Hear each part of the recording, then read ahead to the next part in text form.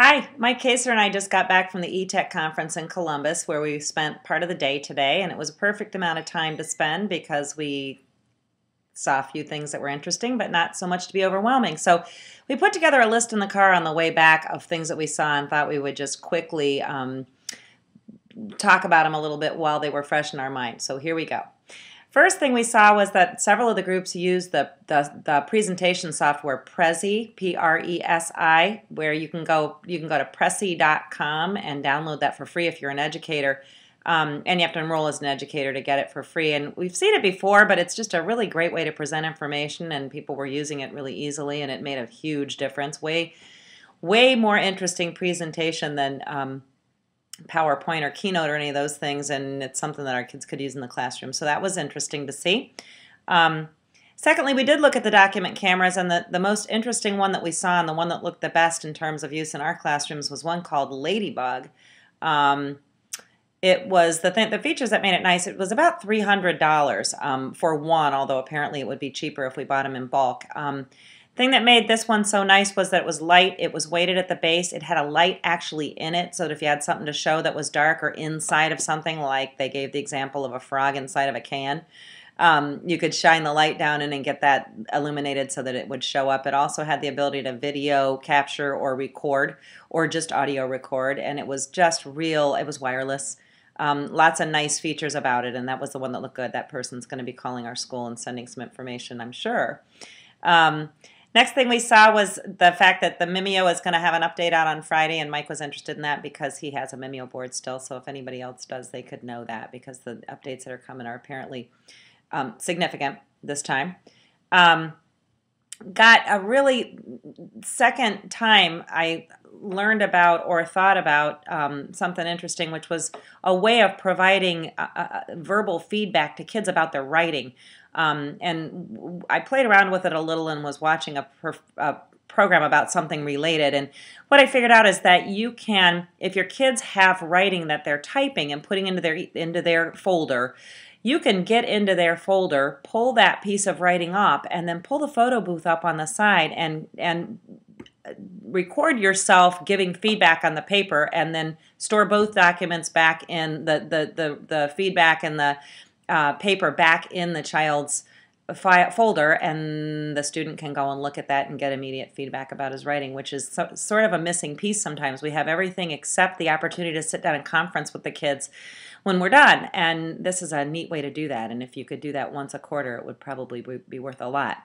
Another thing that we saw was a way to use wiki pages to have kids evaluate things online. Develop a wiki page where you have, for example, a piece of art. This was an art teacher who was showing this, and had her kids using their cell phones, and we might be able to do the same with our iPod Touches, to call in and have input that would then be registered in the wiki page so everybody could see the comments about the art that she was showing. This was with older kids, but we thought this might be an application we could use in Brain Honey as well. And Mike went so far as to think that a way of simplifying that might be simply to show the kids some art and get them to get into Doodle Buddy and enter an adjective, for example, describing it, and then that would be a way of springboarding a piece of art or something new in the classroom that would allow right away for everybody to be engaged and give a little bit of background information.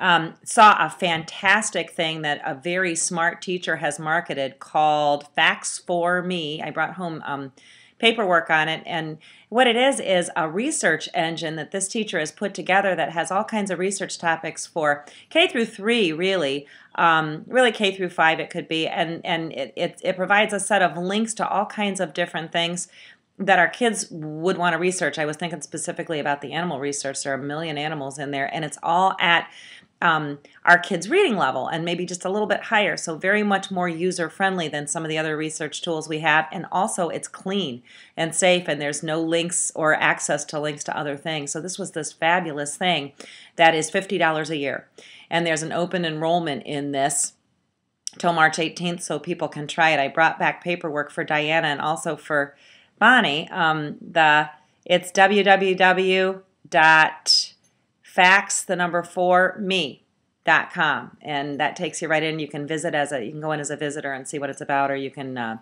use it for free.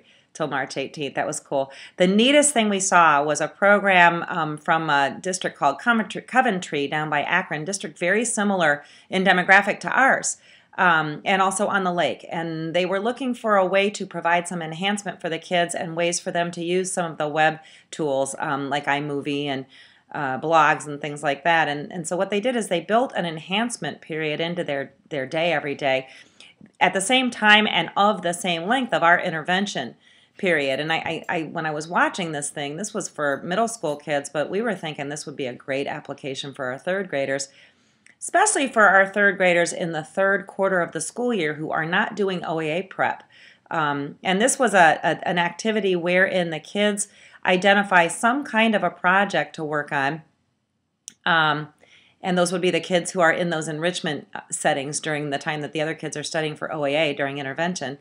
And then they develop the project. And they develop the project by using web tools and by, for example, doing a little bit of research. And then the objective is to make a presentation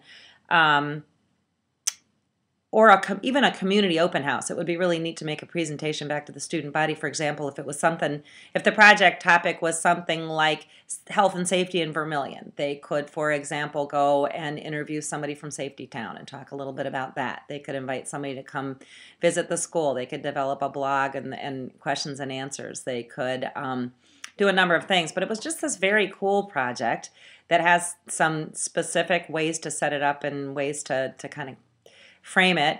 That would be a really neat thing for us to consider for our enrichment kids during the third quarter of intervention. So those were the highlights. It was really interesting. It was the perfect amount of time, just enough to get kind of a shot in the arm, and was a nice opportunity.